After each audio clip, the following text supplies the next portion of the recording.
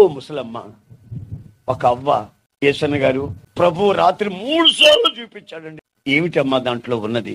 అదే ఒక కిలో ఉల్లిపాయలు తెచ్చిచ్చింది. దేవుడు చూపించాడు అని. మరొకసారి ఆమె ఇంట్లో ఉంది ఒక గోడ గడియారం, అది బ్రిటిష్ హయాం నాటిది. అది చూపించాడంట. తీసుకెళ్ళి దేవుని మందిరంలో పెట్టు అని. ఆ సంగతి మాత్రం ఎవరికి చెప్పలా. నా దగ్గరికి ఆదివారం వచ్చినప్పుడు, అయ్యా నాకు పిచ్చి పిచ్చి కళ్ళు వస్తున్నాయి, ప్రార్థన చేయి అని.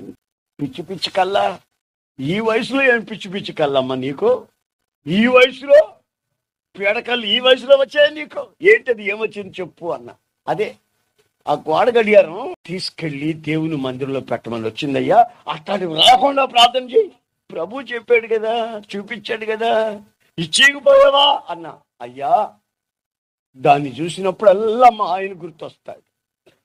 వాళ్ళ ఆయన చచ్చిపోయి అప్పటికే 10 సంవత్సరాలు అయింది. వాళ్ళ ఆయన చచ్చిపోయి 10 సంవత్సరాలు అప్పటికే.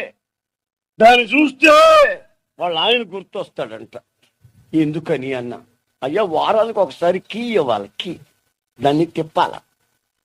నేనే స్టూల్ వేస్తా, ఎక్కుతాడు, తిప్పుతాడు. అదే గుర్తొస్తుందయ్యా, తిప్పతుండేదే గుర్తొస్తుందయ్యా వారానికి ఒకసారి. అందుకని దాన్ని చూసినప్పుడు అమ్మ ఆయనే గుర్తొస్తాడయ్యా. అందుకని నా మంచానికి ఎదురుగా పెట్టుకున్నానయ్యా అనింది ఆ యవ్వ. అందుకే ప్రభు నీకు అది చూపించాడు. దాన్ని తీసేయి. ప్రభు కంటే ఎక్కువగా ఎవరిని ప్రేమించకూడదు. అది నీకు విగ్రహం అయింది. చనిపోయిన ఆయన జ్ఞాపకాలు మరలా నీ జీవితాన్ని పీడిస్తున్నాయి. చెడు కలలు వస్తున్నాయి నీకు. ఈ వయసులో దాన్ని తీసివేయలేకపోతున్నావు నువ్వు.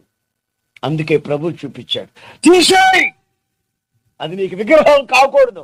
అప్పుడు ఆమె అంటది, అది కూడా విగ్రహమే నాయనా అనింది. మరి అవును కదా, ప్రభు ఏదైనా నీకు దాన్ని వెంటనే తీసేయాలి కదా. అది విలువైందో విలువ కాందో.